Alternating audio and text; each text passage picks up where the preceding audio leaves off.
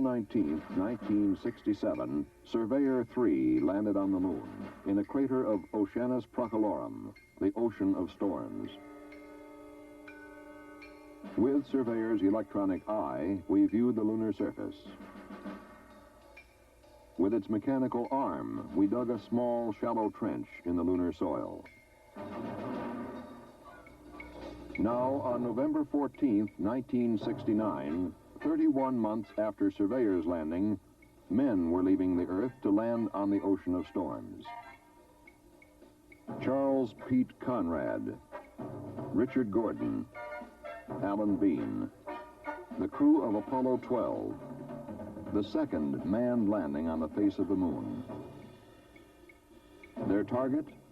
The site of Surveyor 3.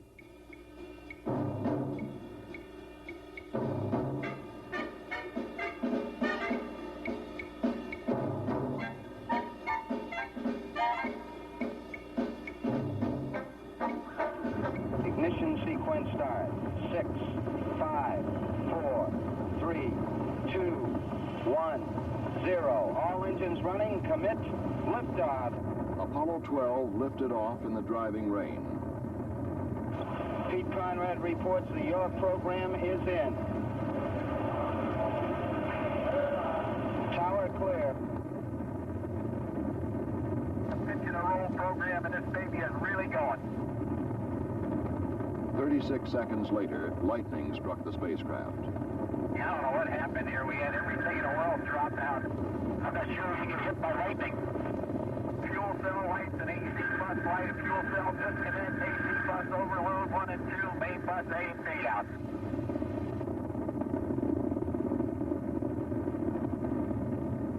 Okay, we're all organized again, Jim. We've had a couple of cardiac arrests down here too, Pete. Hey, I'll tell you one thing, it's a first-class ride, Houston. You got a go orbit, you're looking good. In space and on Earth, they checked out the systems to be sure that the lightning had caused no damage that would endanger the mission. The time for commitment neared. The burn to send Apollo 12 to the moon. Translunar injection, TLI. Apollo 12 Houston, the good word is your go for TLI. Hoopy-doo, we're ready. We didn't expect anything else. We didn't train for anything else, Pete. You better believe it. We have data and thrust is go. Burn looks good. With engine cut off, Apollo 12 was on its way to the moon. Now they turned around to dock with the lunar module and pull it free of the now useless booster. We got a hard dock, Houston. She looks good. The next burn would place Apollo 12 on a new path to the moon. Previous missions had followed a trajectory that would allow them to loop around the moon and with no further burns return to Earth. But Apollo 12, in order to land at the proper site with the proper lighting, would break out of the free return path. Should a failure occur, a burn of the service or lunar module engine would be needed to get them home. 7, 6, 5, lasting 99, 0, 2, 1, ignition, thrust, back ball south. Okay, other ball south. 3, 4, 5, 6, very good. Now they settle down to the routine of the outward flight. We're trying all these things that we didn't have in Gemini, like toothpaste and shaving, and we're really having a ball up here. Roger. All dressed up and no place to go. Oh, we're going someplace. We can see it getting bigger and bigger all the time. Then, on November 17th, they prepared for orbit around the moon. Our motion to the left is not as apparent as our motion towards the moon, and therefore we have the decided impression that we're going right into the center of that baby right now.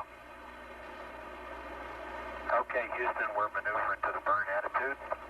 Roger, we copied that 12.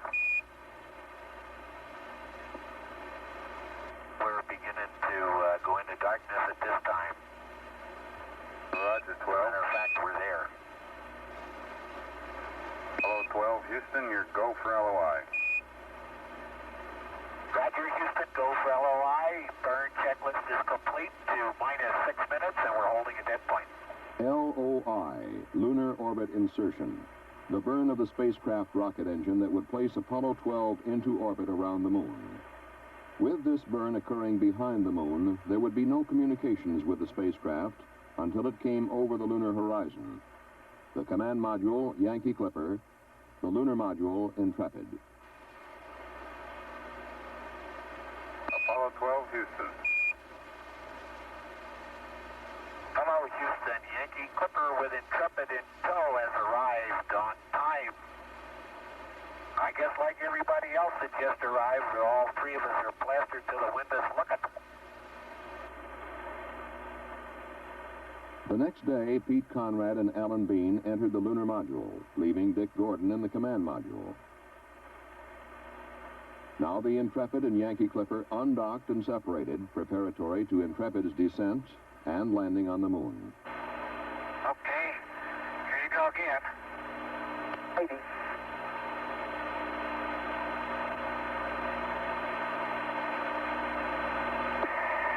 Back off, Dick. There he goes. Hey, Houston, the sim running pretty smooth today. Affirmative, Pete. As with the orbit insertion burn, the burn to begin descent was made behind the moon. Mission Control again contacted Intrepid as it came over the horizon. Intrepid, Houston, how do you read? Hello, Houston Intrepid. Roger, we read you loud and clear. We had a great DOI burn. And we just watched the first Earthrise, which was fantastic. The Surveyor 3 target was located in the middle of 5 craters arranged like a snowman. The upper crater, called Head Crater, the body, called Surveyor Crater. Surveyor 3 is located in this crater. The object, to land as close as possible to Surveyor Crater.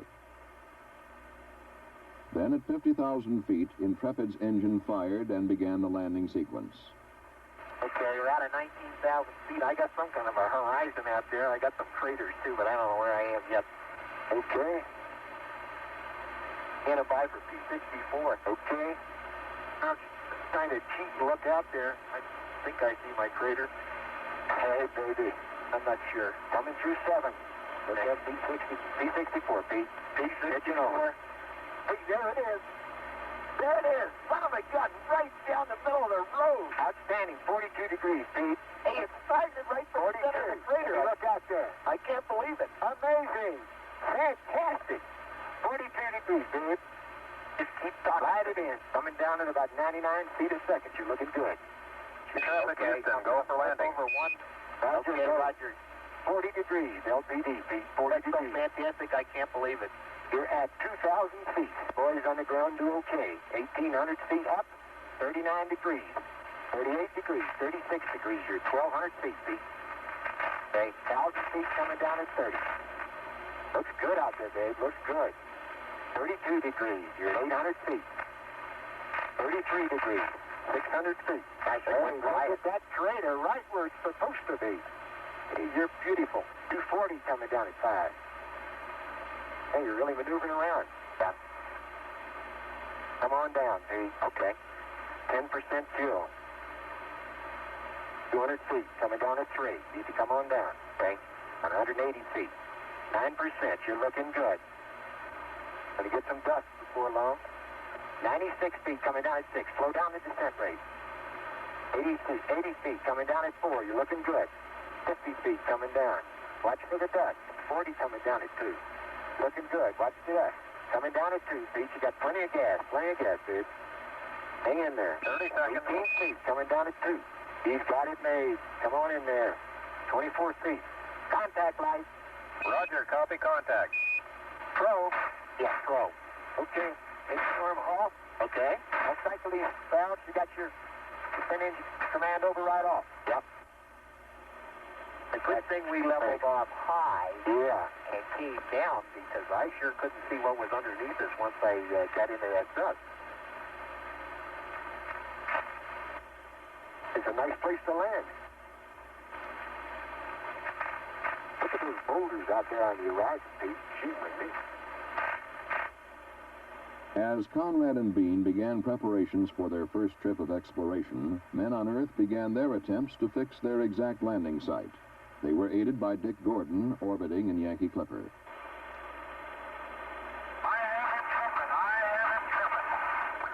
Well done, Clipper.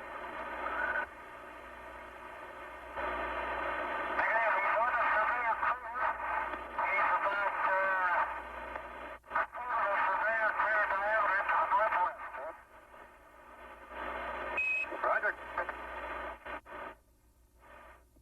Gordon using the 28-power sextant for these sightings.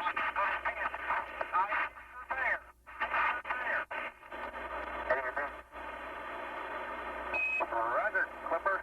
Good eyeball. Well done. A major goal of Apollo 12 had been accomplished.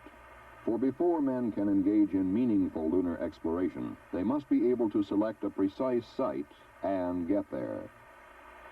But now it was time to exit the Intrepid and begin the exploration and experiments. Conrad climbed out first.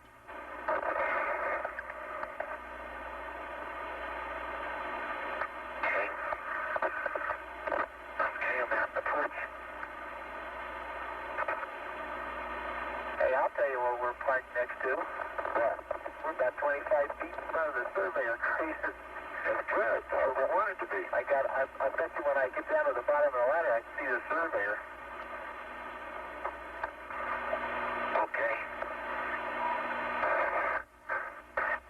Down to the pad. Man, that may have been a small one for Neil, but that's a long one for me.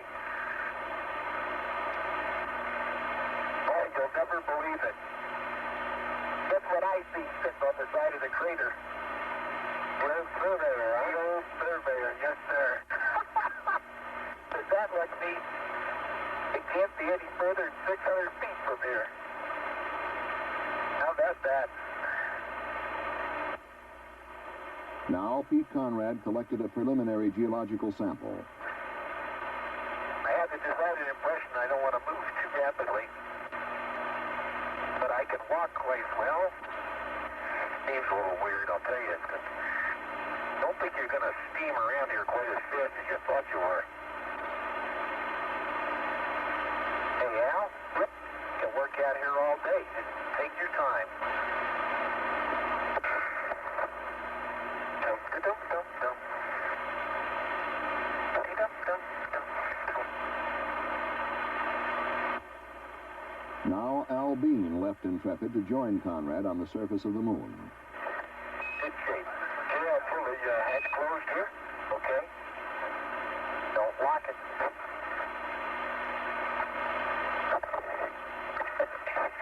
And if I'd have landed 20 feet behind where I landed, we'd have landed right smack in that crater. Inadvertently, the television camera was pointed directly at the sun, causing the tube to burn out, the only unsuccessful aspect of the entire mission. Pete, go ahead. Okay. Yeah, we have the flag up. Like I say, I hope everybody down there is proud of it. If we are to put it up. That's affirmative, Pete. We're proud of what you're doing. They prepared an experiments package to be left on the moon, an automated scientific station called ALSEP that would send information to Earth for a year, powered by a nuclear electric generator. Okay. And we'll offload the ALSEP again. Nope. We ought to be able to move out with this thing. They moved to the site selected to set up the station. Hey, there's another one of those mounds over there. Where? Hey, you're right. What do you suppose they are? I don't know. It looks like a small volcano. They put together the experiment station. How far do you estimate we're from the lamp? 600 feet? 700 feet?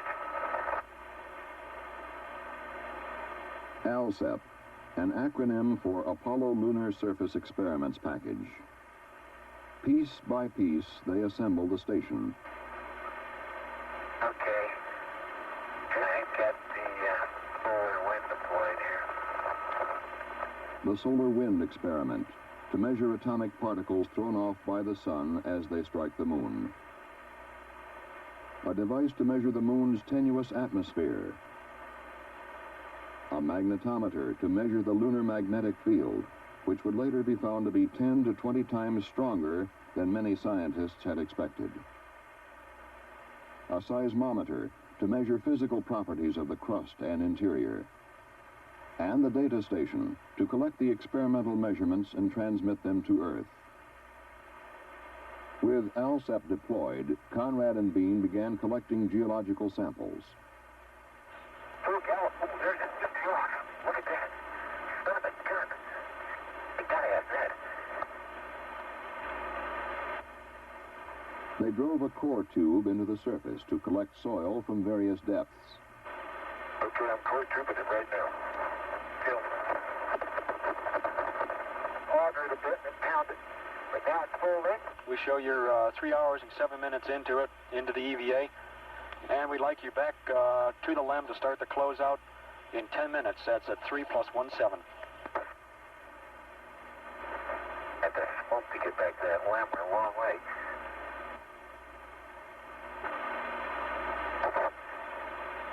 Okay, Houston, we're approaching the ALSEP. Headed back to the LEM. Pete and Al, we're picking up your heavy footprints going by the seismometer. Okay, and then we ought to dust each other off. Man, we are filthy. Okay, coming up the ladder. Gosh, you're shaking the whole room. Sorry about that. Yankee Clipper, Houston. How are you? Clipper here. Clipper, you were sort of a forgotten man for a little while. We're all eyes are on you now. We're with you. As Dick Gordon circled the moon, Pete Conrad and Al Bean rested for their next expedition. Their total time on the lunar surface had been just under 4 hours. 12.5 hours later, they went out again. Whoops, wrong step. Okay, Houston. Roger. Copy, Pete. Before they began their geological expedition to the surrounding craters and to Surveyor, they worked around the lunar module, getting ready the tools and containers they would need. We're putting the parts bag on Pete right now. Houston. Roger, we copy that. I wonder what happened since yesterday. I don't know. I think everybody learned a little bit. As Bean readied the equipment, Conrad went out to the ALSEP station to check an instrument about which the Earth-based scientists had shown some concern. I'll loop off to the ALSEP and check the side. I'll meet you at point 1 at head crater. Houston, Pete's on his way to the ALSEP. After Conrad checked the ALSEP experiments, they began the geological traverse, during which they would cover about a mile and take samples from 6 craters. You're going to get a big surprise when you look into this head crater, Al. It's a heck of a lot deeper than it looked, eh? There you go. That's a good rock. Hey, look at the pits in it, too. That's just going to be a good rock, Houston. Okay, Houston, I'm coming up on Bench Crater right now. Boy, there's some big fragments out here. What a fantastic sight. Al, look at the bottom of that crater. Here's some good rock samples right here. Come on. Well, we stop here and look at the chart a little bit more closely. Man, does that LEM look small back there? Pete and Al, we show you're 1,200 feet from the LEM. Okay. You know what I feel like, Al? You ever see those pictures of giraffes running in slow motion? That's exactly what I feel like. Got the decided feeling I'm going to sleep tonight. Then they arrived at Surveyor, their target. While the Surveyor activities were a bonus, They were symbolic of the success of Apollo 12. Yeah, we're just going to move to the area. Now look, you can see which way it came in. See the way this gear pit's dug in over there? Dug up dirt, and you're still sitting there. Okay, Houston, I'm jiggling it. The surveyor is firmly planted here. That's no problem. Okay, Al, we're ready to start getting a TV camera. Okay. All right, you see that material disintegrate. Hey, that cuts easy. Okay, 2 more tubes on that TV camera, and that baby's ours. Done. There you go. In the bag. Yeah, I gotta zip it up. Good show. How about let me cut this scoop off? Sure. Didn't think you were gonna leave without a scoop, did you? Okay, let's head for Blackie Crater.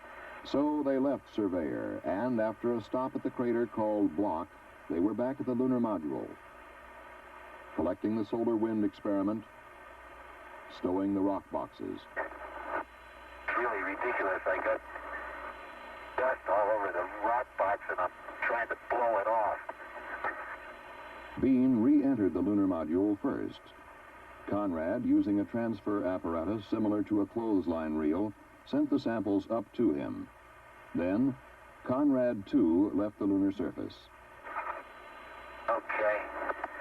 Houston, if you can mark me off the lunar surface. Roger, we got that, Pete, at 3 hours and 50 minutes into the EVA. Yeah, yep, the ladder right go. Hi-ho. But there was no time to rest. The lunar module had to be prepared for liftoff from the moon and rendezvous with Yankee Clipper. Looking good, Pete. 3, 2, 1, lift off. And away we go. Where did it fire? Going? There, these things, Dave. We're on our way. And in 1 minute, all right, 20 feet. Okay.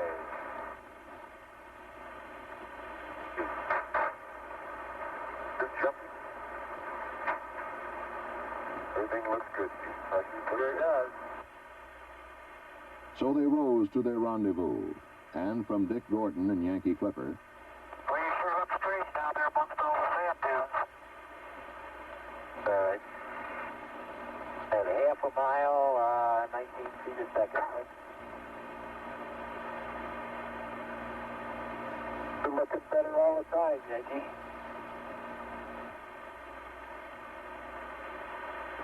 Okay, I'm down to 3 feet a second. Intrepid now station keeping with the Yankee Clipper.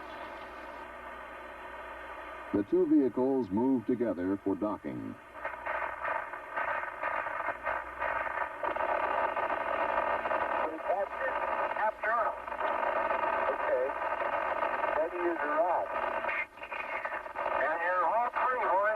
Now, Conrad and Bean rejoined Dick Gordon in the command module, bringing with them the samples, experiments, and photographs to be returned to Earth. The next step, jettison the lunar module, then send it crashing into the moon to help calibrate the seismometer left on the surface. This instrument was designed to measure the intensity of meteor impacts, moonquakes, landslides, and similar phenomena. Guidance and Control Officer reports that the two spacecraft have separated. Apollo 12, Houston, the LEM is on its way down. The men on Earth monitored the output of the seismometer, waiting for impact. Countdown for LEM impact. 3, 2, 1, mark. LEM impact. As for the meaning of it, I'd rather not make an interpretation right now, but it is as though one had struck a bell, say, in the belfry of the church, a single blow, and found that the reverberation from it continued for 30 minutes. After 55 minutes, the reverberation still had not faded completely. Apollo 12 continued its orbits of the moon, gathering photography for scientific study, including the Fra Mauro area, the landing site for Apollo 13. And then it was time to head back to Earth.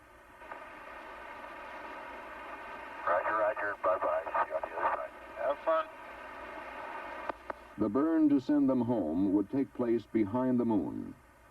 On Earth, we waited for Apollo 12 once more. Apollo 12, Houston. Hello, Houston. Apollo 12 en route home. Shortly before re-entry, the crew of Apollo 12 watched the Earth move to blot out the sun. We're getting a spectacular view of that heat cliff. We're using the sun filter from the GNN optics looking through it. It's unbelievable. Then Apollo 12 hit the atmosphere of Earth at 25,000 miles an hour. Carriage right on the point. Guys, we concur, Pete.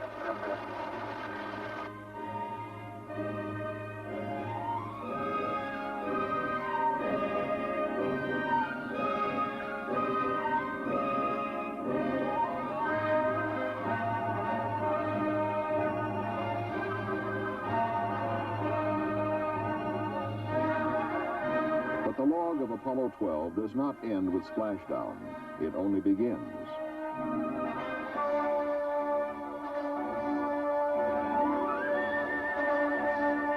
And if I got the grapefruit rock of all grapefruit rocks. Hey, I'm looking at a rock that has all crystals in it. And on the moon, an experimental station called ALSAP sends back its data. Each experiment representing a milestone in our knowledge of the moon.